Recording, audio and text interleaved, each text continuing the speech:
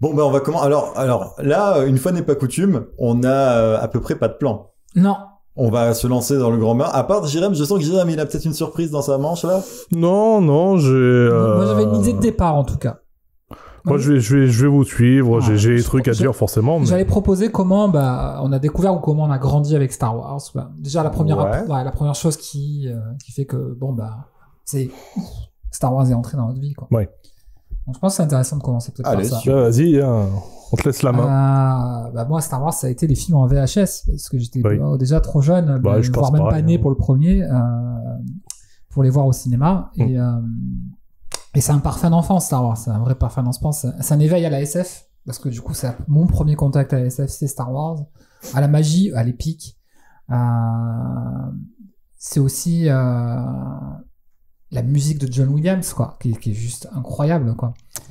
Alors juste, tu me permets, hein, t'as parlé d'œuvres de SF. On va pas faire le débat aujourd'hui, on peut se le garder pour une autre fois. Mais c'est autant de la SF que de la fantasy. D'accord, je reviendrai plus tard. Ok. Mais en tout cas, voilà, en tout cas, cet aspect-là... J'aime bien quand on commence comme ça. Ouais. Pour le grand public, c'est de la SF. Ouais. Pour le grand public. Mais pour les initiés, et dont les fans de Samurai Pizza Cast sont nombreux, peut-être que... je reviendrai plus tard, effectivement, comme quoi, au niveau quand mange, le carrefour des influences de George Lucas, c'est vraiment toute une partie sur ça. Carrie Fisher, qui est un de mes premiers crushs, quoi. Les bruitages. Tu le fais particulièrement bien. Merci. Ça marquait toute une génération. Et du coup, pendant des années, je l'ai revu en boucle, Star Wars, quoi. Enfin, toutes les films, les VHS, on les a eu jusqu'à la corde, à chaque fois que ça passait à la télé. Et puis après il y a eu un petit peu tous les jeux finalement pas estampillés Star Wars en fait, parce que c'est LucasArts à l'époque. Ouais, moi voilà, c'était vraiment c'est un petit peu dévié du sujet, mais en gros comment éviter et ouais, c'était obligé de parler de Monkey Island, de Grim Fandango, de Indiana Jones. Si tu veux, j'ai tout un paragraphe là-dessus. Écoute, tu peux enchaîner sur ça, hein, mais pour terminer sur peut-être la partie jeu, et après je reviendrai un peu donc comment j'ai grandi avec Star Wars, mais le seul jeu vraiment qui m'a marqué, auquel j'ai soudé, petite dédicace à Maître Jérôme, c'est Rogue Squadron. C'est-à-dire, j'allais jouer sur PC chez lui et j'ai passé des heures à, ne serait-ce que même le regarder jouer, parce que moi j'étais une quiche. Voilà, donc du coup ça c'était fin des années 90, quoi, un truc comme ça, 99-2000, quoi, que j'ai joué à ce jeu. Mais il y a aussi d'autres rapports, mais j'y viendrai après parce qu'ils étaient plus sur le moi un petit peu adulte. Mais voilà, Star Wars, moi, c'est vraiment marqué du saut de l'enfance, quoi. Et je pense que ça m'a laissé une marque indélébile, ouais, vraiment. Du coup, tu disais, voilà, je parlais de LucasArts un peu. Peut-être on peut entendre Jérém nous dire quelle était sa première expérience avec Star Wars. Et puis... Ouais, aussi loin que je me souvienne, c'était il y a très très longtemps, dans une galaxie très très lointaine. T'inquiète pas, je vais la faire aussi. Et je pense que j'ai vu les films dans l'ordre, mais le souvenir, moi qui me paraît le plus lointain, c'est l'Empire contre-attaque. C'est vraiment ce film qui m'a marqué, moi. C'est le meilleur. Ouais, je pense qu'il est... À tous les points de vue. Il est imbattable. Sur la licence Star Wars, il y a zéro débat. C'est le meilleur. Et d'une manière générale, sur les œuvres SF/fantasy, il en reviendra plus tard. il se classe bien aussi, je pense. C'est une œuvre qui a eu un impact considérable en termes de narration, sur plein d'aspects sur lesquels je reviendrai plus tard. Et du coup, c'est vrai que moi, c'est cet épisode-là j'ai l'impression d'avoir commencé Star Wars avec celui-ci, en fait. Alors que je pense que j'ai dû commencer dans l'ordre avec Un Nouvel Espoir, mais voilà, pour moi, le souvenir plus lointain, c'est ce film. C'est aussi le meilleur Star Wars, et malgré tout, d'ailleurs, je reviendrai, hein, moi, j'ai vraiment fasciné par George Lucas en tant que créateur. Mais c'est le seul qui est pas réalisé par George Lucas. Enfin, oui, voilà. Oui, il a lâché l'affaire. Il a compris qu'il n'avait pas le talent pour faire du grand film. C'est pas un fantastique réalisateur, mais par contre, mais on y reviendra plus tard. Pour créer un gros lore, un univers de fou, là, il y arrive. Donc, ouais. Et toi, t'as grandi comment, Ultra, avec Vas-y. Star Wars? Comment t'as découvert Alors, au moins, moi, limite mon Si t'as premier pas grandi contact avec Star Wars, c'est pas un film, c'est pas un jeu vidéo. C'est un putain de Faucon Millennium qui traînait en Lego, qui traînait chez mon cousin, et auquel j'avais absolument pas le droit de toucher, mais que je regardais sous tous les angles. Et en mode, là, il y a une trappe, là, là, il y a une fenêtre, mais c'est là qu'il va le pilote. Et forcément, derrière, je me suis dit, attends, j'ai envie de voir d'où ça sort, ça, et qu'est-ce que c'est, comment ça marche exactement, parce que le vaisseau, il avait en plus une forme un petit peu particulière, quoi. Et ouais, donc moi, tu me dis Star Wars, en fait, le premier truc qui pop dans ma tête, c'est ce mastodonte de modèles Lego qui était le Faucon Millennium de l'époque en plus. Hein. Je pense que s'il l'est encore aujourd'hui, il est milliardaire. Mais je pense pas qu'il l'est encore. Et ouais, mine de rien, c'est un truc qui stimule mais de manière phénoménale l'imagination quand tu tombes là-dessus sur une pièce comme ça et que tu connais absolument rien de Star Wars ou de la SF parce que j'étais tout petit à l'époque. Et ça, ouais, et puis il avait quelques autres jouets Star Wars, il avait des figurines du film. Et donc ouais, j'essaie d'assembler tout ça ensemble dans ma tête parce que encore une fois, j'avais pas le droit d'y toucher, tu vois, mais c'était en mode donc lui c'est peut-être le pilote parce qu'il a un casque. Et effectivement, c'était le pilote. Non, du coup pas du tout parce que c'était Luke qu'il avait mais Luke en pilote de X-Wing quoi. Et voilà. Et donc moi c'était ça surtout. Voilà, après j'ai vu les films pas très longtemps après. Mais comme je vous disais, c'est pas non plus la saga qui m'a le plus marqué. Ouais. J'en ai des souvenirs et je les ai revus plusieurs fois pourtant. Mais voilà, si je devais, pour moi, là, ce qui m'a marqué dans mon histoire, ce qui m'a fait me dire, oh putain, Star Wars, c'est peut-être un truc intéressant. C'est un jouet, c'est un Lego. Ah mais c'est énorme. Quand tu vois le festival où on était là, le Geek Family Festival, où l'année dernière c'était que consacré l'exposition Lego à Star Wars. Ouais. Il y avait à peu près presque le même espace que ce qu'on a pu voir ce jour-là, avec que les trucs de Star Wars, et c'était fou. Bien sûr. Voilà, ton ultra chi enfant aurait eu des grands yeux rêveurs comme dans les mangas, quoi. Et ouais, du coup, vous vouliez que je parle un petit peu de LucasArts, parce que effectivement, voilà, effectivement, les jeux Star Wars, il y en a une tripotée. Mais il y en a une tripotée, voilà, du coup, fait par vraiment LucasArts, mais finalement les jeux ou par d'autres personnes aussi. Ou par d'autres personnes, mais au final les jeux les plus marquants, ce sont ceux qui sont pas forcément ceux estampillés Star Wars, quoi. On va voir que c'est pas entièrement détaché. Ouais, effectivement. Parce qu'effectivement, Lucasfilm Games, comme on l'appelle aujourd'hui, depuis 2021, mais qui était anciennement connu sous le nom de LucasArts. Ouais, c'est un monument du jeu vidéo. C'est, surtout si on est fan d'aventure et de point and click, c'est tout ce qui est Monkey Island, Maniac Mansion, Death Tentacle, Loom. Voilà. Effectivement, il y a eu des gens c'est un studio qui a fait émerger des gens comme Tim Schafer, Ron Gilbert, Dave Grossman, qui a fondé ensuite Telltale. Hein. Enfin voilà. Vraiment, si on aime bien les jeux d'aventure, LucasArts normalement on connaît. Et qui aussi ont fait forcément des jeux Star Wars. Et d'ailleurs, en fait, c'était un peu le but à la base. Quand George Lucas a créé ce studio et qu'il a alloué une partie conséquente de ses moyens à un studio de jeux vidéo, il se disait que ouais, il va pouvoir gratter de la thune avec le JV et particulièrement avec des JV de Star Wars. Sauf que là, on est en 82 quand il lance ça.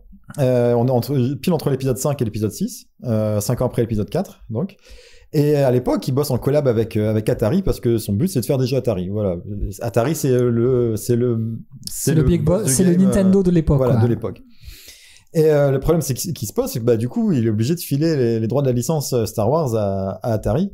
Alors la licence Star Wars, elle est passée de Atari à Parker, vous savez les gens qui font des jeux de société, pour finir chez Broderbund, qui a conservé la licence jusqu'en 92. Ah, quand même. Donc jusqu'en 92 en fait, LucasArts pouvait pas faire en solo un jeu Star Wars. C'était forcément en collab avec Atari ou autre. Et alors encore une fois, je dis ça, moi c'est voilà, j'ai ces informations. Si j'ai des conneries, je compte sur les gens qui nous écoutent pour nous corriger. Je sais, je devrais pas. Je crois que t'as fait une erreur parce que t'as dit en solo alors qu'on dit Han Solo normalement. Je croyais qu'on disait Yann Solo. Il y a Yann Solo effectivement. Par contre, quand tu dis Han Solo dans Overwatch, ça veut dire que Hanzo a plus beaucoup de vie. Ah ouais. Ouais, elle était pas bien celle-là. Mais bon, quand même, je la conserve. Elle était déjà dans tes notes celle-là ou pas? Pas du tout. Oh là, en plus, on a des vannes improvisées, quoi. C'est ça. Donc bref, pendant ce temps-là, il se dit que merde, j'ai fait un studio de jeux vidéo pour faire des jeux Star Wars et je peux pas en faire. Et ben, c'est ce qui l'a poussé à sortir d'autres IP, d'autres licences, et ce qui a fait que, bah ouais, d'ailleurs, Ron Gilbert l'avait dit, je sais plus trop où, ouais, si on avait eu la licence Star Wars dès le début, il y aurait jamais eu Monkey Island, quoi. C'est quand même fou, hein. C'est quand même dingue, en fait. Voilà, et en gros, parce que voilà, son truc c'était, bah, j'ai fait un studio pour faire ça, mais j'ai filé la licence à quelqu'un d'autre, qu'est-ce que je fais en attendant, quoi? Bah, j'ai fait d'autres jeux. D'ailleurs, entre parenthèses, parce que c'est un petit peu lié à ça, à cette même époque, George Lucas, dans son studio, il alloue quand même un tiers de ses moyens à la création d'un autre studio qui va s'occuper, lui, d'animation, qui va s'appeler The Graphic Group, et donc c'est des moyens conséquents quand même, et c'est un groupe qui va prendre son indépendance assez vers je sais plus, vers le début des années 90, c'est sur l'autre feuille que je viens de jeter par terre, pour devenir... Putain. Attention, c'est énorme, hein. Vous aviez pas? Non, ça j'avais pas. Pixar? Ah, d'accord, ben non, je savais pas. Voilà, et voilà, à qui on doit Pixar comme des innovations. Non, Okay. C'est vraiment par intuition, hein. C'est-à-dire que en même temps, quand tu le dis, en fait, ça tombe sous le sens, et c'est quand même incroyable. C'est incroyable, parce que incroyable. Pixar, c'est les boss du game. Ouais. C'est à eux qu'on doit des révolutions, des moteurs de Toy Story, réalistes, photoréalistes, c'est eux qui ont fait parmi les premiers effets de particules, des trucs comme ça, des trucs aujourd'hui, sans ça, t'as pas d'animation, quoi. Et tout ça, on peut se dire que, mine de rien, c'est peut-être un peu grâce à Star Wars, parce que on sait que c'est pas grâce à THX 1138 qu'il a pu se permettre de faire ça. On sait que American Graffiti a peut-être aidé, mais Star Wars, je pense que c'est ça qui a ramené le plus de thunes, qui a permis de se lancer dans d'autres horizons. Ce qui est pas étonnant, vu la lubie de Lucas pour se passer des acteurs, de mettre du pognon dans l'animation. Et quand on voit même si j'en ai pas une connaissance étendue, la partie animation dans l'univers Star Wars est quand même assez démonstrueuse aussi, donc ouais, voilà, je pense que même les Monkey Island, bref, il y a une travail sur l'animation, il y a vraiment cette patte là en fait qui fait que. Et du coup voilà, c'était mon petit paragraphe sur. Je vous avais prévenu. Du coup, tu vois, voilà, on a appris quelque chose, que l'origine de Pixar c'est lié à Star Wars, quoi. Je vous propose d'enchaîner très rapidement, et comme ça on plie la partie jeux vidéo sur quelques jeux marquants. Ouais, carrément. Alors déjà le premier, je crois que le premier c'était en 81, c'était l'Empire contre-attaque sur Atari 2600 et Intellivision. D'accord. Waouh, je pense que ça doit être moche. Ouais. Après voilà. Parce que Atari 2600 c'était moche. Ouais. Mais non, mais alors on a après sans ça il y a pas tout, il y a pas d'histoire de jeux vidéo, mais voilà, parce qu'en fait il y a eu plus d'une centaine de jeux Star Wars en tout. Il y a le jeu le plus célèbre de tous les temps. Ah, attends, on va peut-être revenir. Attends. Vas-y, dis-le. Non, vas-y, je te laisse le faire. Donc ouais, il y a eu le jeu le plus célèbre de tous les temps. Il y a mauvaise raison. Plus d'une centaine. Ah oui, non, tu parlais de E.T. Ouais, je sais pas pourquoi. Ouais. Ah, complètement, ouais. Qui a créé un crack du jeu vidéo, quoi, le truc à lui tout seul. Donc ouais, il y a eu plus d'une centaine de jeux Star Wars sur toutes les plateformes. Dans tous les genres, ça va du dogfight spatial au jeu de plateforme, le jeu de stratégie, le cash grab où on te met une skin de Star Wars sur un FPS vaguement inspiré de Battlefield. T'as cette fausse promesse quand même. Forcément, donc, du coup on peut pas tous les citer, mais genre il y avait des jeux sur cassette Apple II, quoi. Oui. Il y avait vraiment, quand je dis toutes les plateformes, c'est toutes les plateformes. Ouais. Mais du coup voilà, j'ai envie de vous citer ceux qui m'ont marqué personnellement. Et qui m'ont donné envie d'y jouer, même si j'étais pas le plus grand fan de Star Wars, mais qui m'ont dit tiens, peut-être ça va t'intéresser. Déjà il y avait Super Star Wars sur SNES. Ouais, je suis retourné sur ça en préparant aussi. Je me dis tiens, qu'est-ce que c'est? Je suis curieux de voir ce que c'était en fait. Ouais. Alors 92, le jeu à l'époque je le trouve magnifique, avec des belles animations. Aujourd'hui, avec le recul, je me dis que c'était pas le plus beau jeu de son époque. Mais Mr. Nuts, le plus beau jeu de son époque. Ah, il était beau, Mr. Nuts. Ouais. Mais justement, là, on était plus dans un rendu comme... comment s'appelait le truc de le jeu 7-Up, là avec une pastille rouge qui lançait des trucs. Et c'était un truc en collab avec 7-Up, enfin... Bon. Non, ça me parle pas. C'était Cool quelque chose, bref. Ah, Cool Borders. Non, pas Cool Borders, mais peu importe. On était plus dans ce rendu-là, c'est-à-dire on n'allait pas faire forcément du dessin au pixel, on allait plus taper dans de la photo. Et venir retravailler la photo pour que ça ressemble un peu à un sprite de 16 bits, quoi. Ok. Et donc t'avais différentes phases, t'avais du run and gun de la plateforme. Un peu à la manière des jeux Terminator, par exemple. Peut-être. Ouais, t'avais aussi du shoot, t'avais T'avais aussi des phases de pilotage où tu pilotes l'espèce de voiture du désert, là, tu sais, le truc qui flotte un peu, là, comme ça. Ouais. Avec, Land Speeder. peut-être. Je sais pas, c'est sorti non. comme ça, là. Je crois que Ouais, c'est peut-être peut-être, ça, j'en ouais. sais rien. Le truc avec les deux. Ouais, enfin bref. T'avais aussi du X-Wing sur l'étoile noire en mode 7. Donc cette technologie, je sais pas si vous vous souvenez. C'était spécifique à la Super NES. C'était ouais, dans la démo de la Super NES. Ah ouais, ouais, avec le mode c'était 7. Mario Kart, voilà. C'est-à-dire cette techno qui permettait d'afficher un plan en perspective, qui pouvait qui pouvait tourner à 360 degrés, et un fond en parallaxe qui donnait cette impression de 3D, quoi. Je revois la vidéo de présentation de démo de la NES, ça m'a marqué à jamais. En fait. La Super NES, pardon. T'avais aussi des phases de shooter en vue subjective du X-Wing dans les coursives de l'étoile noire. Et c'était stylé. T'as incarné plusieurs persos, t'avais Chewbacca, t'avais Luke, enfin voilà. Et ouais, donc. Et est-ce que tu avais l'épisode avec Yann Solo dans la soute? Aucune idée. Je sais pas du tout. Mais je pense que j'ai entendu des cris de Wookie à un moment donné en regardant la vidéo en accéléré. Et ça devait être ça. Et ouais, et c'était l'époque 92, c'est l'époque de Mortal Kombat. C'est l'époque de... Et c'est cette époque où on nous disait, bah tiens, regarde, on te met de la photo avec une résolution dégueulasse. Et regarde, c'est comme si tu regardais un film. On était à fond. Ça marchait à l'époque. On disait, ouais, c'est trop beau. Voilà. Donc moi, c'était le premier jeu Star Wars qui m'a marqué, où je m'étais dit, ah, j'ai peut-être envie d'y jouer à celui-là. Je sais pas s'il est bon en vrai, je sais pas. Il y avait les deux familles de jeux de dogfight spatiaux qui étaient, ah non, pas vraiment. Voilà, justement. C'était, il y avait Star Wars X-Wing versus TIE Fighter et les Rebelles Assaut. Ah, Rebelle Assaut, ouais. Rebelle Assaut, moi, ça me fumait à l'époque. Je voyais ça. J'avais l'impression, mais c'était extraordinaire. Du coup, alors, en gros, c'était un rail shooter. Sur des séquences de vol sur la 3D précalculée, mais du coup qui donnait l'impression que tu faisais un jeu sur une machine d'arcade, quoi. Et alors qu'en fait c'était juste sur un PC qui lisait de la FMV sur un CD-ROM, enfin pas de la FMV. T'avais aussi de la FMV dedans. D'ailleurs parce que on est pareil, hein, on arrive début des années 90, début du CD-ROM. Ouais. Enfin, non, il commençait à être bien installé, quoi. Mais ouais, du coup, on te disait, bah, tu sais quoi, on te met un film sur la galette et il va tourner pendant que tu joues au jeu, on met le jeu par-dessus. Et d'un seul coup, t'as l'impression de jouer dans un truc qui ressemble à un film. Et tu te disais, moi, à l'époque, je me disais, mais ça sera jamais meilleur que ça. D'ailleurs, Marc Hamill a joué beaucoup de jeux en FMV. Ouais, oui, c'était comment ça s'appelait, les Wing Commander? Ouais. D'ailleurs, Marc Hamill, cette fraude, vous saviez, j'ai appris récemment, hein, vous saviez que avant d'être casté pour l'épisode 4, pour le personnage principal, s'il te plaît, hein, il avait même pas vu les 3 premiers.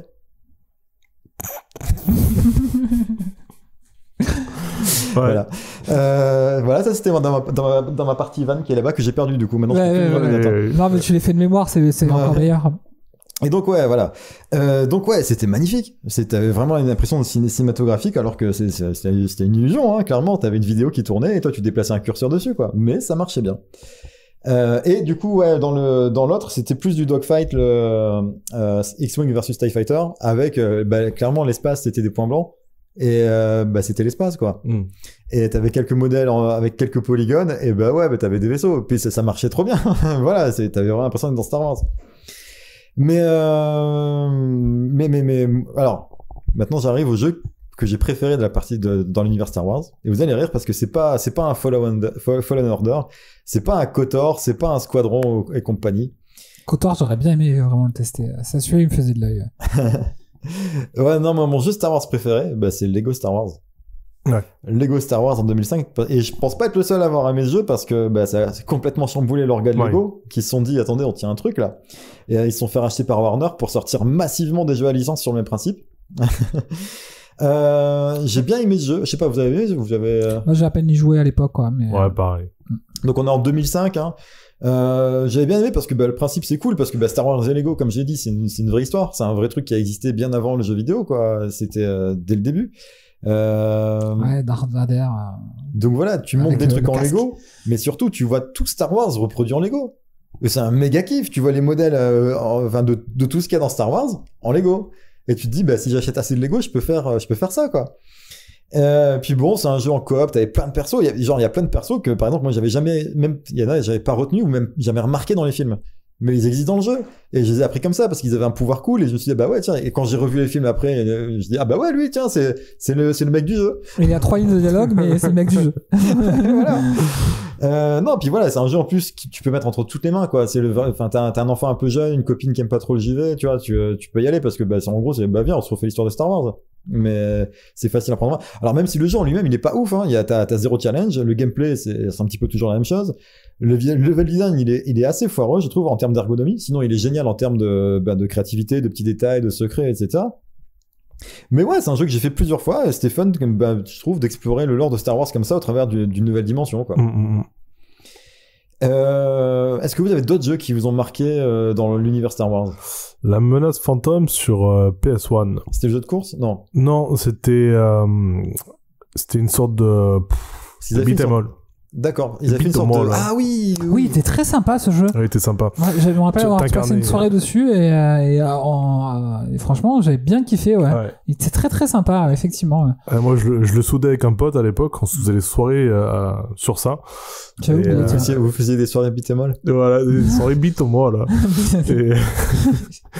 Et ouais, tu pouvais incarner Qui-Gon Jinn et Obi-Wan. En fait, tu suivais les événements du ouais, il était très film. sympa. J'ai un bon souvenir de ce jeu. Il était très cool, ouais. Et il y avait du challenge. Mais ouais, non, très bon souvenir ce jeu. Non, moi, il y a eu un peu le jeu qui m'avait hypé et quand j'avais vu tourner et quand j'avais eu les retours du jeu, c'était Battlefront. Ouais. Il y a du gros potentiel, c'est dommage. Il y avait un putain de potentiel et non, en fait, non. J'étais prêt à l'acheter pour la première fois d'acheter un jeu Star Wars. Ça me faisait rêver et en fait, non. En fait, moi, je me souviens à l'époque, avec Ultra Chili, on soudait Battlefield 3 et Battlefield 4. Ouais. Quand ils avaient annoncé... Pas trop Hardline, hein. On a joué 2 heures à Hardline, je crois. Ouais, peut-être, vite fait. Et quand ils avaient annoncé le Battlefront, on s'était dit, oh putain, ça va être le gameplay de Battlefield, mais avec un enrobage Star Wars, ça va être énorme. Non, en fait, c'était le gameplay de Star Wars. Ils ont tout niqué. Comment il s'appelait le jeu de Drag Racer, là, du coup? Oui, mais il était bon aussi, en plus, c'était très très sympa. L'espèce de Wipeout, mais un peu trop, avec des pods, un petit peu au sol. C'était pas Star Wars Racer? Le pod Racer, pardon. Peut-être Star Wars Racer, tout simplement. Je crois que c'était juste ça. Je pense qu'à l'époque, il se posait pas trop de questions. Je vais vérifier, parce qu'on a une source infinie qui s'appelle Internet. Oh. Et bien, je crois que c'est Star Wars Racer. Mais demande à ChatGPT. On n'entend plus parler que de lui, quoi. ChatGPT peut faire mes bulletins aussi, apparemment. Ah, il fait déjà mes fiches produits, hein. Ouais, non, c'est ça, Star Wars Racer. Il fait mes newsletters aussi. Ouais, d'accord, ok. Et sinon, petit clin d'œil, il y a eu des jeux qui ont fait des clins d'œil à Star Wars. À un moment donné, je me suis dit, je vais les retrouver, et j'ai un peu manqué de temps. Du coup, il y en a juste un qui me revient en tête, c'est les fameux personnages de Biggs et Wedge qui reviennent assez régulièrement dans la saga des finales, dans les Final Fantasy, ouais. Et qui sont juste deux personnages complètement random, hein, mais ils sont toujours là. Dont on apprend. Non, mais je veux dire, on les attend à chaque numéro. Enfin, moi, je les attends. C'est-à-dire qu'à chaque fois que je fais un FF, où sont Biggs et non, Wedge. Mais je veux dire, mais même dans le film, ils sont. Enfin, c'est juste. Il y a un moment donné, t'as des pilotes, et là tu fais Biggs, t'es où? Ouais, je suis à côté. Enfin, tu vois, c'est à peu près ça, quoi. Ça va pas plus loin que ça. Mais je trouve ça assez rigolo, ouais. Ces petits pour rester sur la thématique Final Fantasy, t'as le FF12 qui est un Star Wars. Ah oui, avec t'as même les armures qui sont. Oui, voilà, c'est ça. T'as des Dark Vador, t'as les Stormtroopers, t'as tout, quoi. Autre chose sur le jeu vidéo? Non, voilà. On pourrait en parler pendant. Ça pourrait mériter une émission, en fait. Mais est-ce que ça. Bon. Non, mais là, déjà, c'est bien. Pour le côté survol, c'est très bien. Ouais, ça serait très bien, ouais. On peut parler des films, peut-être? Ouais, du coup, moi, j'aimerais bien vous parler du scénario de Star Wars. Alors, je suis un peu frustré, par contre. Ah, putain, c'est écrit avec les couilles, c'est ça qui est dommage. C'est ça qu'il a dit? Hein? C'est ça qu'il a dit, c'est écrit avec les couilles? Moi, je le dis en tout cas. Ouais, la première version, je pense que c'est ce qu'a dit The Poulpe. Ah, d'accord. Je crois. Tu sais, c'est sa façon habituelle de s'exprimer. Ouais, ça, tout à fait. Mais je suis un peu frustré parce que du coup, je m'étais souvenu, oulala, le plus que parfait, c'est beau. Je m'étais souvenu que j'avais lu un livre autour des scénarios des versions de Star Wars, écrit par... Tu vois, moi je pensais que t'étais un mec à l'ancienne. Je pensais que tu dirais scénario. Je sais que t'as le droit de dire scénario. J'ai des versions du scénario, du coup, mais pas les scénarios. Parce que scénario, c'est au pluriel. T'as dit les scénarios. Non, t'as dit les scénarios. Ah, pardon. Les versions du scénario de Star Wars. Mais tu dirais quoi alors? Parce que là, la question est importante. Là, tout le monde est. Si on parlait de plusieurs films, ce serait des scénarios. Et si c'est un seul film. Mais tu sais que t'as le droit de dire des scénarios maintenant. Ouais. T'as le droit d'écrire clé aussi, comme avec un K, si tu veux, je crois. Et en gros, je pensais l'avoir dans la bibliothèque, l'ouvrage qui s'appelle Technique du scénario, écrit par Pierre Gênes en 1991. et dont j'ai utilisé la science pour ma thèse. Donc du coup, voilà, et ça a marqué en fait. C'est vraiment me dire, tiens, en fait, je suis en train de faire des études universitaires poussées et on parle du scénario Star Wars. Waouh, trop bien quoi. Et en fait, je vais vous en donner un peu le souvenir, même si j'ai un petit peu le détail là fait par un autre que moi. Du coup, c'est moins intéressant. En gros, là pour ce que disait Jérém Sava tout à l'heure, c'est ouais, en fait, une des grosses inspirations pour les premières versions du scénario en tout cas, c'est de la fantasy pure et dure quoi. Sans y revenir parce qu'on peut-être on en débattra un peu plus tard, mais ouais, je pense qu'on fera un numéro spécial pour ça, je pense.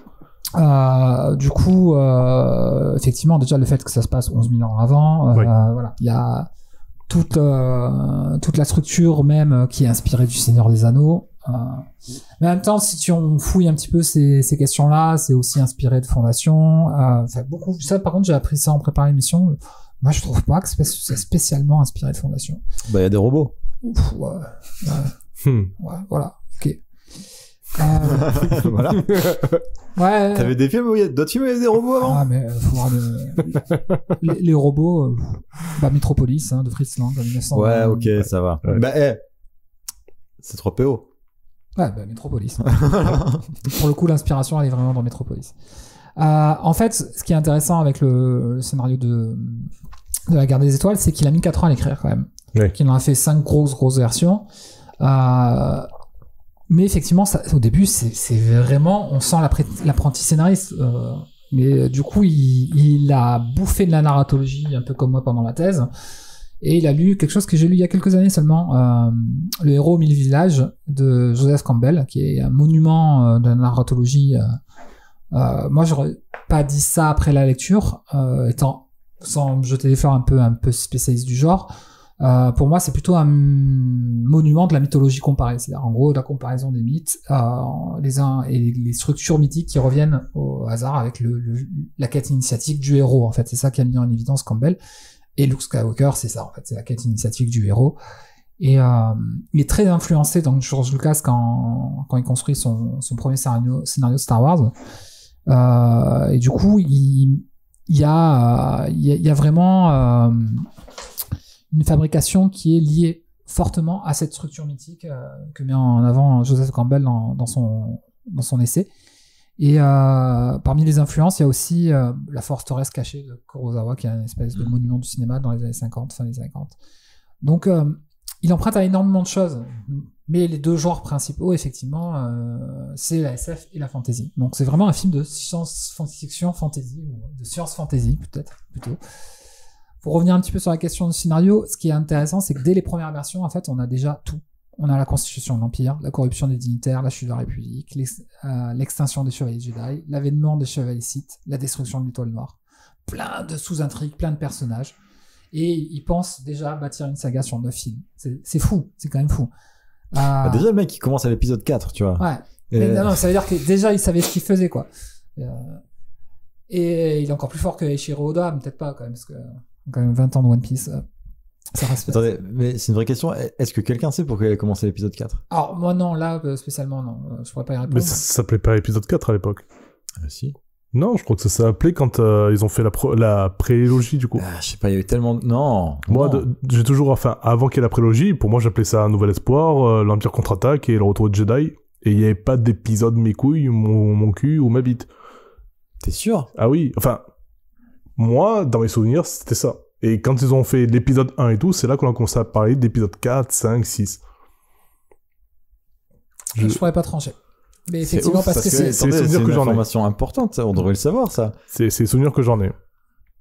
Moi, pour moi, On vient de perdre toute crédibilité, vous le savez. Ah, bah, de toute façon, en même temps, on n'est pas 3 aficionados de Star Wars, donc tout va bien. Mais effectivement, c'est une question, moi, je suis persuadé que, du coup, un peu à la manière de la refabrication des souvenirs, oui.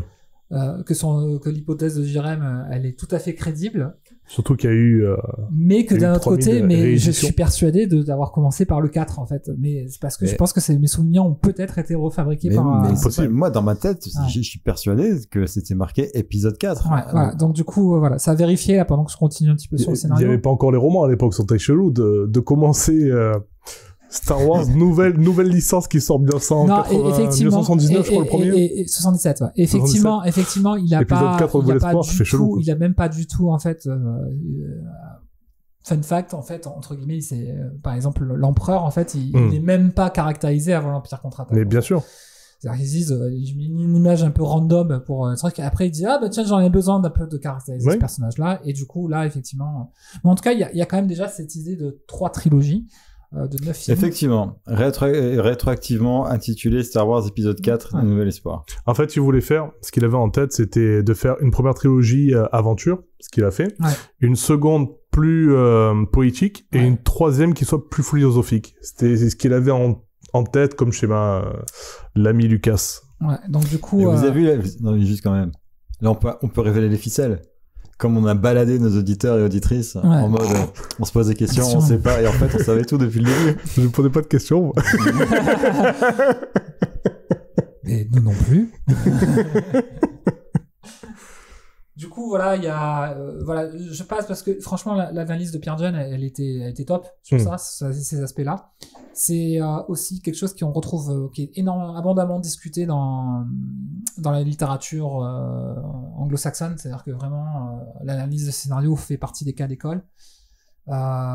Juste que effectivement le thème de la force, ça rejoint un petit peu un sous-genre de la fantasy qui s'appelle la Sword and Sorcery.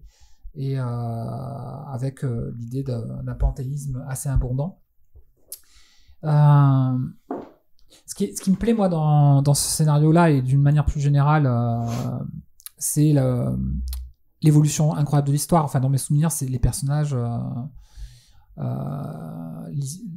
tout l'intrigue, tout ça est déjà en place, mais il le fait évoluer dans le bon sens. C'est comme si il y a un modèle d'école de B à bas du scénario. C'est-à-dire, je suis scénariste débutant et au bout de 5-6 versions, je deviens un très bon scénariste. Pour revenir à ce que nous disait Damasio, ça y est, moi je me considère comme bon scénariste. Oui. Je disais,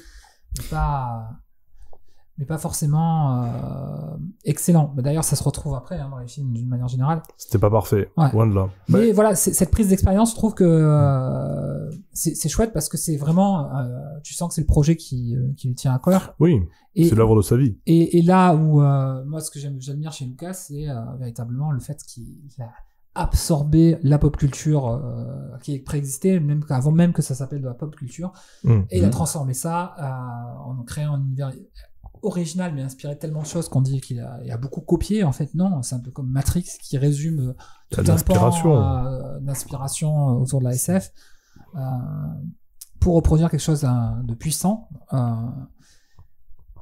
et voilà, donc du coup moi voilà, respect rien que pour ça quoi. C'est lui un peu qui a inventé la pop culture. Attendez quand même, parce que là il y a un fan de Star Wars qui se taille les veines là. En fait non, il a été à la base, le film il est sorti, il s'appelait Star Wars. Il s'appelait Star Wars, mais c'est 4 ans après sa sortie. Donc il y a très longtemps, il y a genre en 1981 quoi. Ouais, donc il y a 42 ans qu'il est ressorti sous le nom Star Wars épisode 4, Un nouvel espoir. Ah bon, d'accord. Bon. Donc nous, voilà, moi j'ai toujours connu sur cette forme-là en fait. C'est pour ça que voilà, moi aussi, je me disais. Bon. Voilà, du coup, je trouvais intéressant ce scénario-là parce que en gros, pendant 4 ans, il s'est mis à élaborer quelque chose qui va durer plus de 40 ans après, en fait. Ouais. Après, ce qui est dommage, c'est que... en tout cas, c'est ce que... Tu l'as un peu évoqué sans rentrer dans les détails, mais ce qu'on a ressenti dans les films, c'est vraiment ce côté où... D'un film à l'autre, en fait, il a improvisé un peu... Enfin, il a improvisé. Oui, j'ai envie de dire qu'il a improvisé parce que quand tu commences Star Wars, pour lui, par exemple, ce qu'est devenu Dark Vador dans l'Empire contre-attaque, il l'avait clairement pas dans l'esprit à l'épisode 1, enfin à l'épisode 4. Quand tu revois le film, Dark Vador, c'est un sous-fifre. C'est un sous-commandant qui obéit à un autre général. Dans les premières versions du scénario, Dark Vador, en fait, il est pas encore le père de Skywalker. On comprend que le père de Luke a été éliminé par Vador, mais que les deux sont de la même origine. Donc en fait, en gros, il s'est dit putain, en fait, ça serait top si. Ouais. En fait, ça, mais quand tu l'as commencé à réfléchir aux deux, quoi. Enfin, alors qu'il avait déjà a priori son histoire, mais pareil, la filiation Leia-Luke, ça lui est venu. L'idée à la base, 3, c'était un trio. Enfin, C'est-à-dire épisode qu'en- 6, en gros, Luke, il veut se venger de Vador parce que c'est lui qui a tué son père, quoi. Et en fait, non. C'est ça. Et du coup, en fait, je pense Attention, pas de spoiler quand même, les gars. Ouais. Rappelez-vous, il y a peut-être des gens qui l'ont pas vu. Ah ouais, Putain, les pauvres. on va lâcher des spoils. C'est pas Dommage. le premier. C'est con. Je parlerai d'ailleurs du plus grand spoil que j'ai eu. Je peux le faire maintenant. C'est l'épisode 7. Ouais. Je me balade à la Fnac. Je me réserve, c'est-à-dire je veux laisser passer la hype autour de la sortie. Je me dis, je vais le voir en mode tranquille, condition, pas trop de monde dans la salle. Je profite de la VO, etc. Et là, bon, spoiler alert, pour ceux qui n'ont pas vu le 7. Je me balade dans les rayons de la Fnac et tout. J'ai vraiment vu rien, aucune image, rien, vraiment rien. Et là, je fais, oh, putain, là, quand tu sais qu'en plus, Han Solo, il meurt, là. Il a eu le même spoil, Ultra tu dis. Ouais. Et d'ailleurs, tout à l'heure, il y a la Forge qui m'a dit que sa mère avait fait le même coup au repas de Noël l'année de la sortie. En mode, alors, qu'est-ce que vous en avez pensé quand Han Solo il meurt? Ah, c'est dur. Mais ouais, Dur. ouais. Ouais, non, À toute la famille qui était là et personne n'avait vu l'épisode 7 à ce moment. En tout cas, voilà, quand tu revois cette première trilogie, en tout cas, ce qui saute vraiment aux yeux, c'est que d'un épisode à un autre, ils ont vraiment improvisé les ficelles et c'est dommage. Et je trouve C'est que c'est dommage. encore pire dans les 7, 8, 9. Enfin, Ah oui, non, là, on n'en parle même pas. La post-logie, putain. Mais ouais, non, c'est, par exemple, dans le Retour du Jedi, t'as Leia qui évoque des souvenirs d'enfance de sa mère, elle a été belle, elle a été gentille. Non, t'as pas connu ta mère. Padmé, elle meurt quand tu nais. Voilà, arrête. Enfin. ouais, heureusement que les romans sont venus mettre un peu d'ordre. Oui, mais bon, voilà, c'est. J'irais même du premier ordre. Oh là là. Mais ouais, non, c'est dommage qu'il ait improvisé comme ça, je trouve. Parce qu'il y a des incohérences, mais bon, ça rend pas le 2 exceptionnel. Je trouve que le 1 enfin, oula, je parle à chaque fois de 1, 2, mais Ça alors, rentre du 4, 5. je suis sur l'ordre chronologique. Mais ouais, le 4, 5, 6. Mais ouais, quand tu revois le 4, je trouve que il a vraiment mal vieilli, globalement. Ouais, il a pris un coup de vieux. Et le 5, lui, il reste intemporel, même si les effets spéciaux sont Datés, mais... un peu datés, mais ça fonctionne. Ça fonctionne toujours. Tu vas sur un planète de Yoda, putain, quoi, elle s'appelle déjà bref, j'ai plus le nom en tête, mais bon, ça fonctionne toujours, cette espèce de planète avec végétal. ouais, voilà, très végétal. Très jungle, quoi. C'est ça. Mais jungle un peu particulière. Tropical. Ouais, tropical, bizarre, quoi. Avec des serpents, de la fumée de partout. D'ailleurs, a priori, c'était un gros bordel, ça, sur le tournage. sur le studio. Ouais, dans le tournage, t'avais 1 mètre d'eau de partout. T'avais Mark Hamill qui était seul sur espèce d'îlot. C'est ça, juste avec des robots, il y a un marionnettiste qui était là pour contrôler Yoda. Enfin bref, c'était une merde infâme, mais ils sont arrivés et ça fonctionne encore, quoi. Donc J'ai visité les décors de Star par ceux-là, mais les décors de Star Wars qui sont, je sais même plus où c'est. c'est pas Disney Studio. Ouais, Non, mais les décors du désert là. Ah, Tatooine. Ouais, mais du coup, merde, c'est où? Je sais plus si c'est en. Je sais pas, comme j'ai fait plein de pays du Maghreb, je sais plus dans lequel c'est. Mais bref, c'est peut-être au Maroc, ouais. Et tu dois te taper genre 1 heure de bus là dans le désert, enfin pas de bus, je sais pas, tu vas en machin. Et ouais, tu visites, c'était il y a longtemps, j'avais fait ça. Ouais. Je crois que maintenant ils l'ont déplacé même ou une connerie comme ça ou ils l'ont fermé, je sais plus. Et ouais, t'as les décors, t'es sur Tatooine quoi, et c'est stylé. Ouais. J'ai des photos en plus, tu sais, t'as le soleil qui te défonce là-bas parce qu'il fait 40 degrés à l'ombre. Et du coup, tu prends des photos. À l'époque, c'était encore des photos sur pellicule. Ta pellicule a été éclatée. Tu sais, ça te faisait des halos dessus. Ça te faisait des trucs. Ta pellicule a été violette, quoi.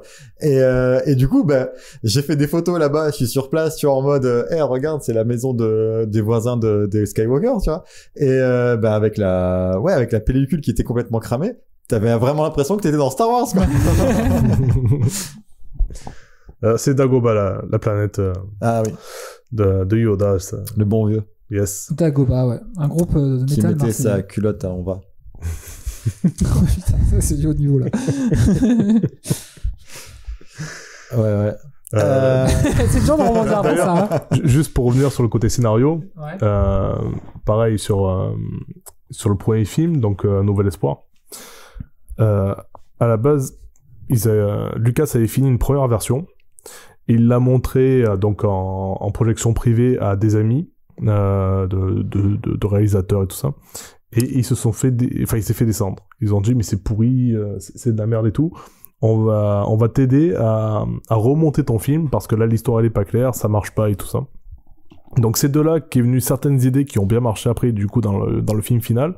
Alors, d'ailleurs, il a été aidé au montage par son ex-femme qui était juste, du coup, monteuse dans le film. Ouais, et puis il faut pas oublier il a échopé toutes les équipes d'effets spéciaux, créateurs de Dune et compagnie, Oui, hein, oui. voilà, donc il avait une équipe de fous en termes Ouais. de...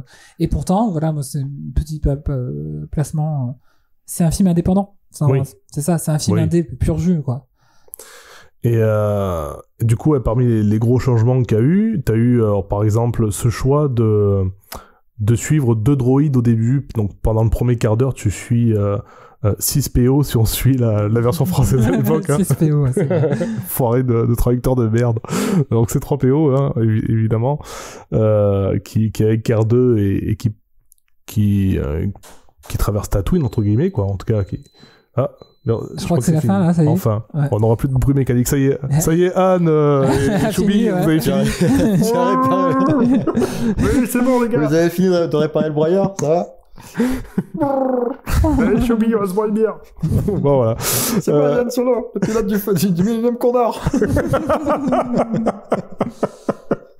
Allez, Chico.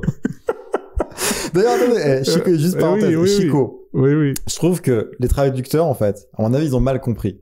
Parce que, à mon avis, ils se sont dit, Chewbacca, peut-être ça vient de Chew Tobacco, on va faire Chico, tu vois, un truc comme ça. En fait, ça vient pas de ça, ça vient de, je sais plus, ça vient de chien en russe ou un truc comme ça. Je sais plus comment on le prononce, mais voilà. Ok. Bon, voilà, du coup, je vais reprendre ma phrase. Donc voilà, il y avait ce début du film où on a 2 droïdes qui traversent comme ça une planète un peu désertique. Et pour arriver au bout d'un quart d'heure, enfin, sur le héros qu'est Luke. Donc, c'était à l'époque quelque chose d'assez osé, on va dire, de commencer avec une histoire un peu comme ça, ou en tout cas une narration comme ça. Et pareil, il y avait des choses qui fonctionnaient pas, comme par exemple les motivations de la rébellion qui étaient pas claires, où les rebelles, ils voulaient détruire l'étoile noire juste parce qu'ils le pouvaient. Voilà, il y avait pas vraiment de justification. L'étoile noire, elle gâche un peu le paysage dans le ciel, là. Et comme ça manquait d'impact... On la voit pas parce qu'elle est noire. Comme ça manquait d'impact, ils ont rajouté en post-prod une séquence qui ajoute de l'enjeu. Donc c'est là, en fait, l'étoile noire qui arrive pour détruire la rébellion. Et Ouais, là, pour détruire du coup, les planètes, surtout. C'est ça. Donc là, du coup, il y a un vrai enjeu et ça marche mieux, quoi, niveau de l'action et de tout ce qui s'ensuit. Bon, enfin voilà, du manière générale, ils ont quand même bien remonté le film. Et, il avait des copains sympas, hein, Steven, Francis Ford, de Palma. Voilà, Brian. ouais.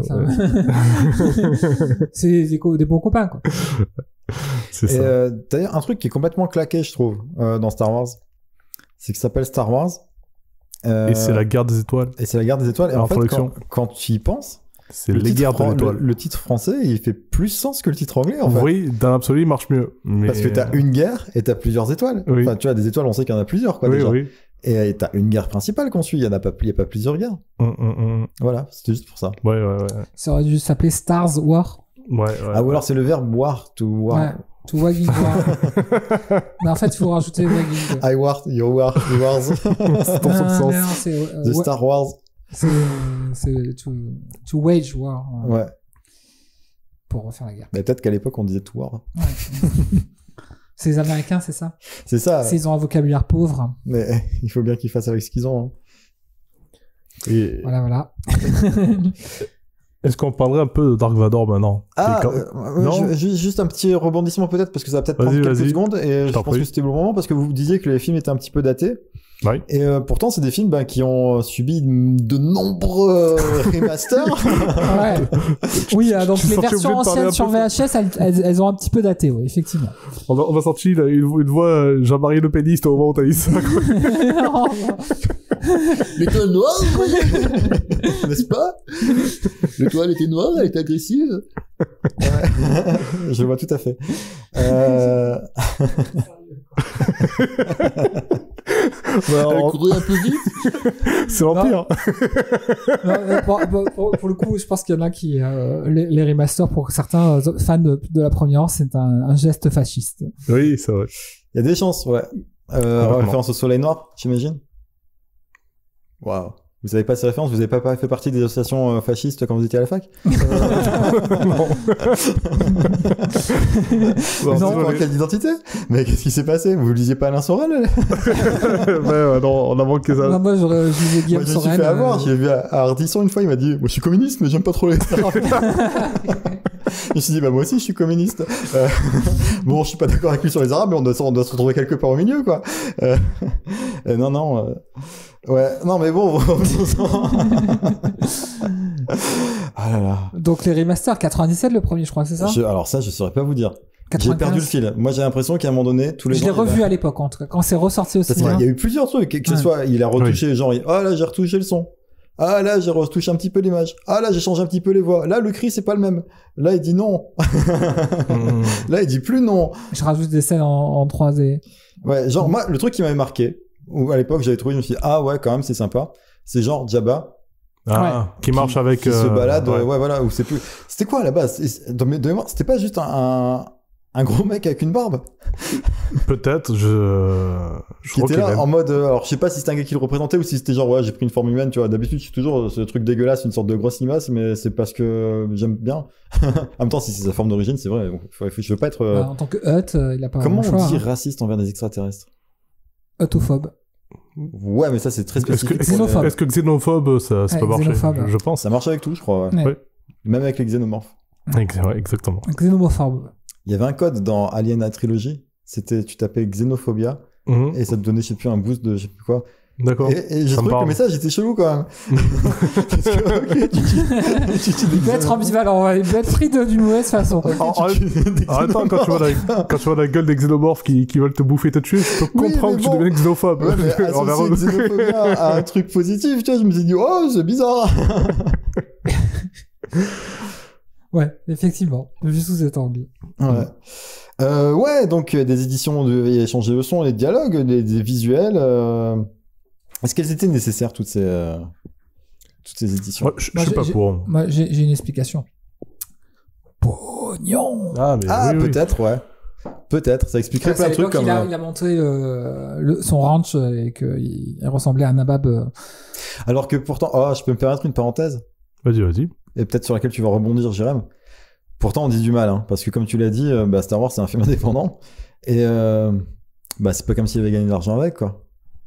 Ah, je vois ce que tu veux dire. Parce que moi, tu vois, par exemple, quand on me dit des trucs du genre le piratage tue l'industrie du cinéma, tu vois, j'ai toujours une pensée pas trop émue pour le retour du Jedi qui a jamais été rentable.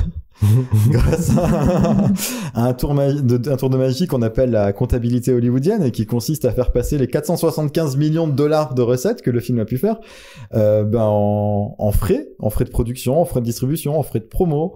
C'est une pratique qui est assez connue et bien documentée sur les internets, hein, donc j'en parle pas plus que ça, mais il faut savoir que voilà, le retour du Jedi, c'est ouais, le retour du Jedi.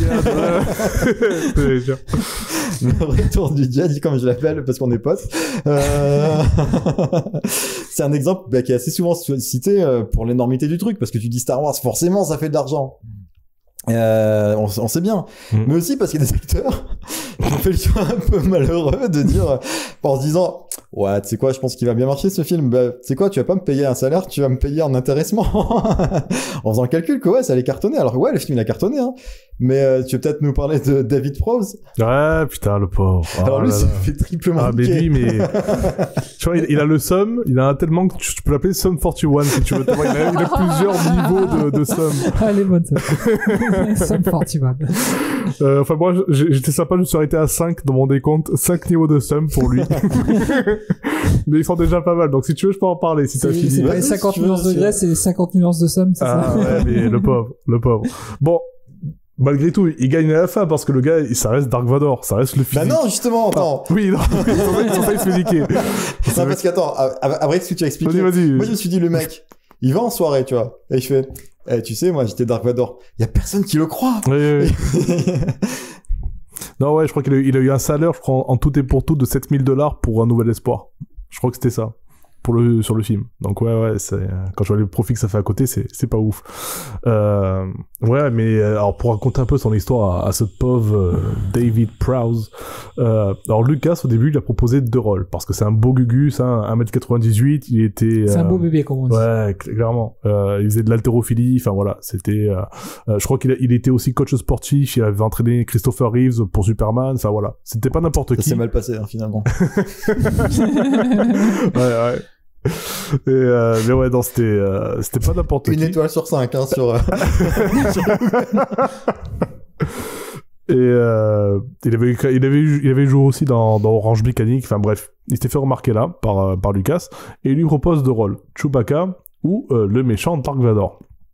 Donc lui, il se dit, ah bah attends, déjà je vais faire Dark Vador parce que bah, c'est le méchant et on retient souvent dans une histoire le gentil et le méchant. Et en plus, il s'est dit, en plus c'est cool parce qu'on va voir mon visage. Donc, somme numéro 1, voilà. Parce qu'effectivement, quand on enlève le masque de Dark Vador, c'est pas lui qui est en dessous. Ça, j'y reviens plus tard. Mais oui, pardon. clairement. Voilà. Somme numéro 2. Alors, pendant le tournage, le gars, il faut savoir qu'il avait... Alors, c'est un Britannique, et il avait une voix un peu nasillarde. Et sans mauvais jeu de mots, du coup, c'est nazi. Voilà. Donc voilà, Jérém ça vient de révéler sa britophobie. Donc, Carrément. Et donc voilà, Lucas n'était pas convaincu par sa voix. Et il va enregistrer, sans lui dire, les répliques avec James Earl Jones, qui va donc devenir la voix bien connue, bien rock et tout, bien charismatique de... Un peu asthmatique quand même. Un peu asthmatique, exactement. Charisme asthmatique. Et donc voilà, et ça dès un nouvel espoir. Donc ben voilà, deuxième somme pour lui, le pauvre, parce que toutes les répliques qu'il a dit, ben on les entend pas. Troisième somme, on reste sur le côté réplique, parce que il y a eu des fuites pendant le tournage de l'Empire contre-attaque, et les regards sont vite tournés sur lui, sur David Prowse, et Lucas, du coup, il lui a changé ses répliques pour plein de scènes hyper importantes. Et le gars, par exemple, il a découvert au cinéma que Dark Vador dit à la fin à Luke, je suis ton père. Il le savait pas. Non, lui, les répliques qu'il avait, c'était Obi-Wan a tué ton père. Enfin voilà. Ah donc, ouais, d'accord. Voilà. Je crois que c'était genre, ça aurait pu être plus nul, du genre, mais peut-être il serait douté si c'était, hey, tu veux des sushis? Ben, du coup, comme il savait que ces répliques étaient partenues et qu'elles étaient a priori fake, il passait son temps, lui, à dire des phrases de merde. Et du coup, bah, t'avais les autres acteurs qui, eux, bah, suivaient leur script à eux. Du coup, ça va être un peu n'importe quoi. C'était n'importe quoi, comme tu dis.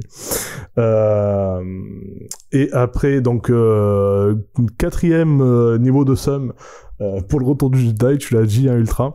Le gars, il a été scandalisé parce qu'il y a eu la décision de pas le montrer sans masque, en fait. Donc, on a pris un autre acteur, qui est Sébastien Shaw, et qui est le visage officiel de... Il était très chaud d'ailleurs dans la scène. Oui. Bien bold. Et le cinquième somme, c'est que ça c'est plus récent, du coup c'est là on sort du tournage. Il y a une équipe de cinéastes espagnols. Alors ça c'est une histoire qui est racontée dans un docu qui s'appelle I Am Your Father, qui est sur Netflix mais qui se trouve sur YouTube aussi il me semble. Et donc en fait, c'est une équipe de cinéastes espagnols qui a tenu à lui rendre hommage et qui a retourné avec lui la séquence dans laquelle Dark Vador retire son masque dans le Retour du Jedi. Donc ils auront fait ça en studio et tout, à la bien, ils ont réintégré ça dans le film et tout. C'est sympa. C'est très sympa de leur part, parce qu'ils voulaient rendre à César ce qui appartient à César. Et ce qui est le somme, c'est que Disney a dit niquez vos mères, déjà, voilà. On vous interdit de diffuser ça, sinon on vous fout un procès au cul, voilà. Donc, ouais, on connaît la mensuétude de Disney et la largesse d'esprit. C'est ça. Et leur armée d'avocats surtout. Ouais, exactement. Ouais. Donc ne faites absolument pas ça. Par contre, on est sympa. On vous autorise à faire une petite projection privée dans une petite salle obscure en Espagne pour montrer votre truc, mais ça sera une fois, un one shot et basta. Et bon, ben voilà, c'est ce qui s'est passé. Donc on est d'accord que le mec, il arrive quelque part et dit, vous savez qui je suis, moi? Non. J'étais Dark Vador. Attends, vas-y, dis, je suis ton père pour voir. D'ailleurs, mec, ils disent, non, c'est pas ta gueule. Non, mais ils m'ont remplacé par un autre mec, en fait. Ok. Dis, je suis ton père. I'm your father. Ouais, c'est ça. Non, c'est pas ça. Bon, allez, vas-y. Ok. C'est Dark Vador. Il est où ton manoir que tu t'es acheté avec toute la thune que t'as gagné Non, mais en fait, j'ai juste pu payer mon billet d'avion, quoi. Donc, ouais, c'est pas cool pour lui. En plus, il a été, vu qu'avec Lucas, c'était un peu tendu leur relation, parce qu'il a pas hésité à lui cracher à la gueule après la sortie des filles, enfin après la sortie de Retour du Jedi. Tous les événements un peu officiels et tout, il en a jamais fait partie, quoi. Donc, enfin, en tout cas, en général, il était pas convié, quoi. Alors que le mec qui jouait Chewbacca, il a fermé sa gueule. Il a été honoré, quoi. Donc voilà, l'histoire de David Prowse, le pauvre. C'est une histoire unique, hein, quand même, hein, parce que. Eh ben, ouais. pas tant que ça. Ouais, alors j'ai plus en tête, hein, mais j'ai vu 2-3 en recherchant vite fait pour les chiffres, hein, pour la comptabilité hollywoodienne, je voulais vraiment dire qu'ils avaient fait 475 millions de dollars de recettes et que zéro de cet argent a été reversé et a été taxé surtout. Enfin, tu vois, voilà quoi. Non, il y en a d'autres. Ouais, il y a d'autres trucs. Enfin, pas autant. Ouais. Non, oui, à ce niveau-là, il y a que lui qui s'est fait baiser à ce niveau-là. Mais il y a d'autres gens quoi, qui se sont fait un petit peu avoir par le même principe de on va te payer en intéressement, puis en fait non, on n'a pas gagné d'argent. Et du coup, comment il gagne de l'argent alors George Lucas avec Star Wars? Ah, George Lucas, comment lui il a vendu à Disney. Je pense que la réponse va te plaire, mais c'est l'inventeur du merchandising, quoi. Oui, aussi, voilà. Ouais, parce que voilà, Star Wars, en fait, par exemple, moi, quand je vous dis la première fois que j'ai rencontré Star Wars, c'était via un Lego. Oui, bien sûr. C'est pas un hasard. Depuis 1977, il n'y a pas un moment où vous allez dans un magasin de jouets ou un magasin de trucs de cadeaux, etc., et vous n'avez pas des objets Star Wars, quoi. J'ai mon bonnet Chewbacca, quand même. Je veux dire, je peux pas le montrer là parce que c'est sur un support audio, mais j'ai un bonnet Chewbacca, quoi. D'accord. Non, mais c'est une licence qui, avec peut-être Batman, c'est un truc, tu l'as partout. Ouais. Je veux dire, tu vas dans un Micromania, même s'il y a 5 ans qu'il n'y a pas eu de film Star Wars, tu vois, t'auras quand même du matos Star Wars, t'auras des mugs Star Wars, t'auras des t-shirts Star Wars. Donc t'as les jouets, t'as les figurines, t'as les jeux, t'as les séries dérivées, t'as les... Ouais. Ah ouais, effectivement, il y a un Chewbacca, ouais. Bravo. Il est discret. Oui. Il est discret.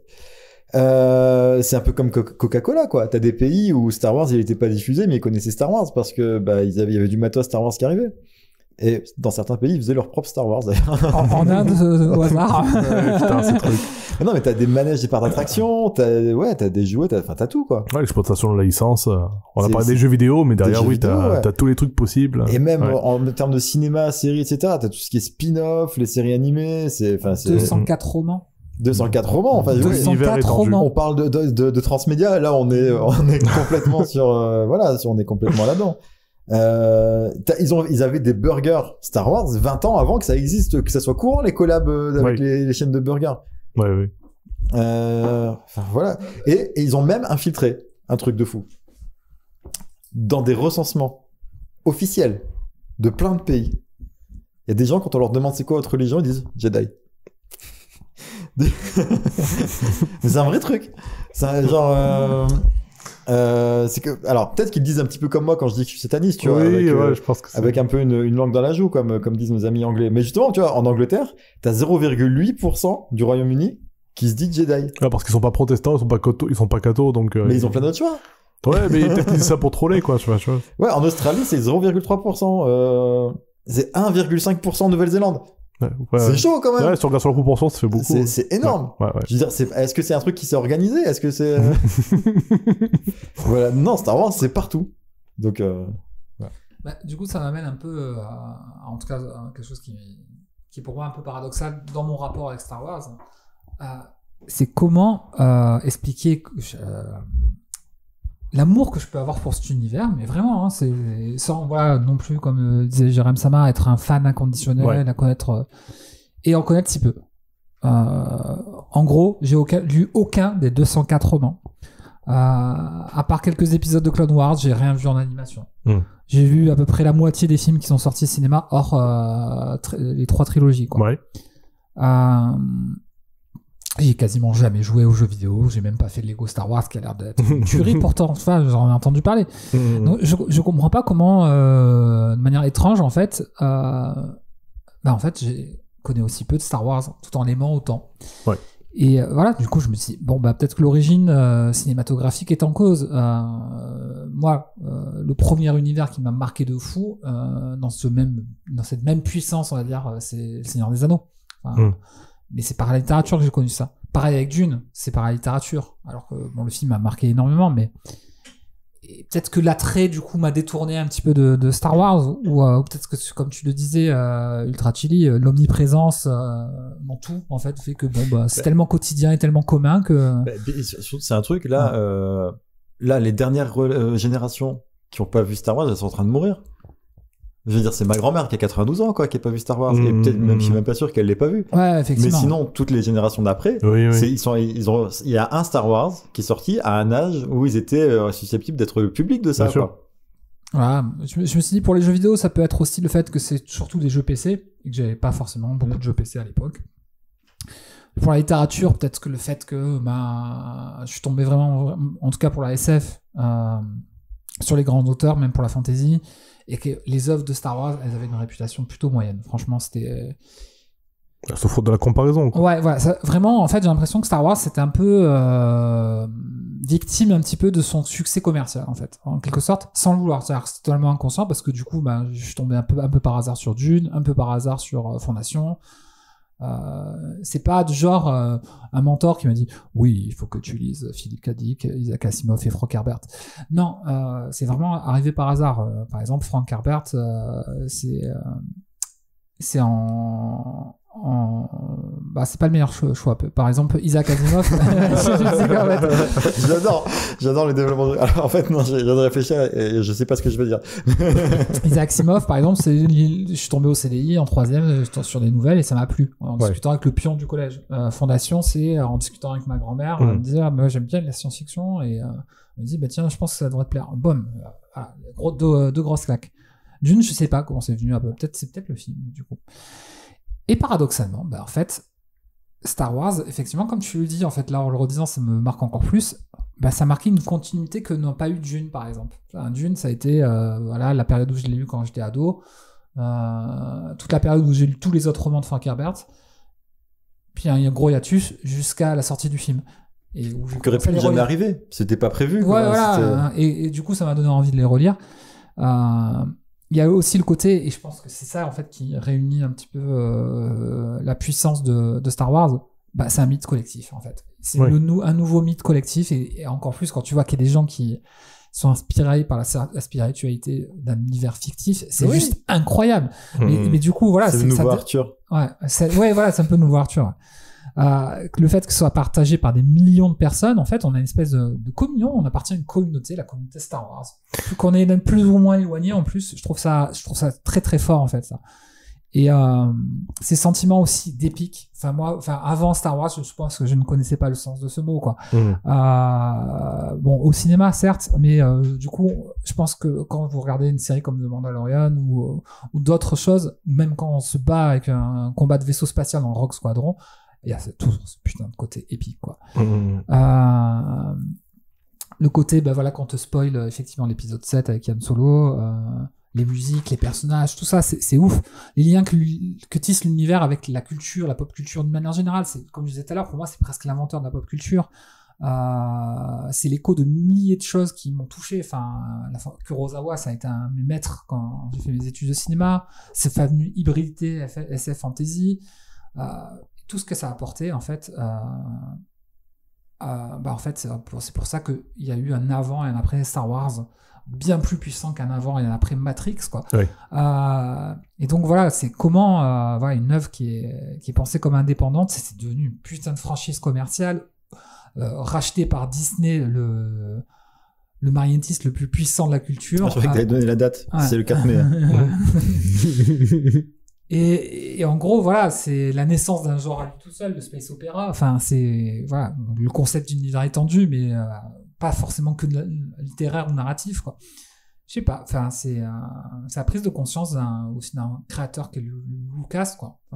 Qui a créé son propre mythe moderne, en fait. Lui qui était fan de Campbell, comme je vous le disais plus tôt, ça m'a donné en fait surtout envie de lancer le contact de mon Poulpo Millennium et d'aller explorer une certaine galaxie un peu loin, très très lointaine. je pense que pour Jérém c'est pareil. Je pense que tu jouerais pas à Elite Dangerous aujourd'hui s'il y avait pas eu Star Wars. Je sais pas. Enfin, après, je suis un gros fan de SF. Est-ce que ça vient de Star Wars? Je saurais pas le dire, vraiment. Du genre, tu ne mettrais pas de l'huile sur le torse si t'avais pas regardé Conan quand t'étais petit. C'est vrai. Non, ouais, mais je pense que même si ça agit pas de manière directe, oui, peut-être qu'il y a un truc. Moi, là, quand tu me parles SF, effectivement, c'est Dune, Fondation et Philippe Cadic, quoi. C'est pas du tout Star Wars. Mais par contre, après, c'est ouais.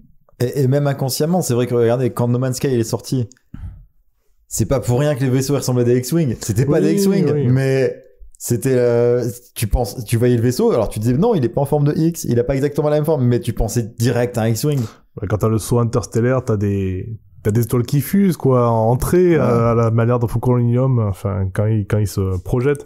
Quelle bonne idée visuelle, ça aussi. Oui, putain. ça marche bien. Oui, non, après, il y a, oui, dans un jeu comme Elite, il y a parfois un peu des feelings, peut-être au début, où tu te dis, ouais, je suis un peu comme Han Solo, je suis un peu, un petit peu bad boy. Allez, Chobi!